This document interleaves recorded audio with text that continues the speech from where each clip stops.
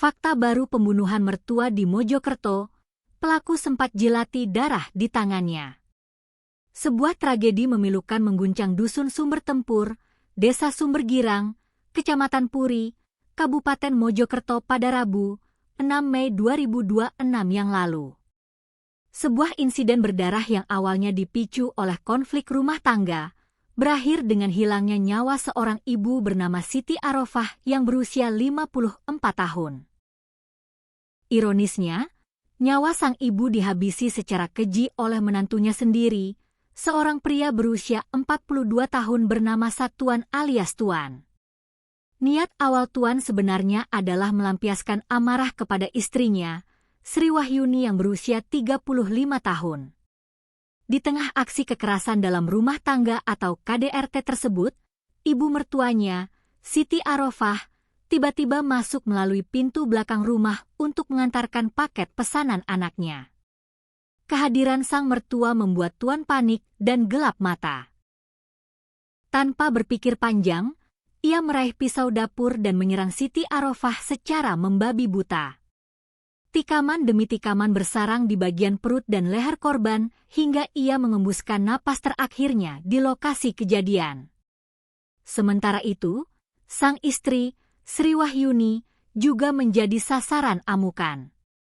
Ia mengalami luka sayatan parah di leher dan lebam di wajah, hingga sempat berada dalam kondisi kritis di rumah sakit. Seiring berjalannya penyidikan oleh Polres Mojokerto, satu persatu fakta mengerikan mulai terungkap. Salah satu fakta baru yang membuat bulu kuduk merinding adalah tindakan pelaku sesaat setelah pembunuhan. Tuan diketahui sempat menjilat darah korban yang menempel di tangannya sendiri. Sebuah tindakan yang memicu dugaan bahwa pelaku mengalami gangguan jiwa berat. Namun, hasil pemeriksaan medis justru berkata sebaliknya.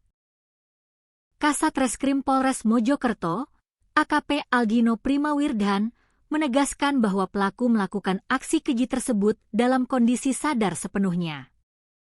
Pelaku tidak sedang berada di bawah pengaruh alkohol maupun obat-obatan terlarang. Untuk mendalami kasus penganiayaan berat dan pembunuhan ini, pihak kepolisian melibatkan 2 saksi ahli, yaitu ahli forensik untuk membedah penyebab pasti kematian korban, serta ahli psikologi forensik untuk memeriksa kejiwaan tersangka. Berdasarkan hasil pemeriksaan psikologi forensik, terungkap bahwa aksi pembunuhan ini terjadi secara spontan. Tindakan keji Tuan merupakan akumulasi atau puncak dari emosi dan kelelahan yang terpendam akibat konflik keluarga yang ia hadapi selama ini.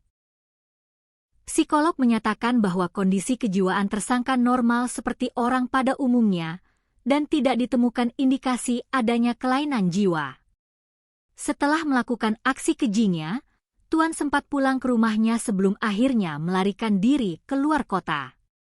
Namun, pelariannya tidak berlangsung lama. Unit Jatanra Satreskrim Polres Mojokerto berhasil meringkus tersangka di wilayah Asemrowo, Kota Surabaya, pada pukul 13.30 WIB di hari yang sama. Hingga saat ini, polisi telah memeriksa 9 orang saksi. Salah satu saksi kunci yang keterangannya sangat dinantikan adalah Sri Wahyuni, istri tersangka sekaligus anak kandung korban yang berhasil selamat dari maut. Pemeriksaan terhadap Sri Wahyuni membutuhkan waktu yang cukup lama karena penyidik harus menunggu kondisinya benar-benar pulih setelah menjalani perawatan intensif di RSUD Dr. Wahidin Sudirohusodo, Kota Mojokerto. Setelah kondisinya membaik, Sri Wahyuni akhirnya mampu memberikan keterangan detail mengenai kronologi malam kelam yang merenggut nyawa ibunya. Keterangan tersebut kini telah dituangkan ke dalam berita acara pemeriksaan atau BAP. Saat ini, pihak kepolisian tengah melengkapi berkas perkara dan terus berkoordinasi dengan Kejaksaan Negeri Kabupaten Mojokerto. Dalam waktu dekat, rekonstruksi atau reka ulang adegan pembunuhan akan segera digelar untuk memperjelas jalannya peristiwa di TKP.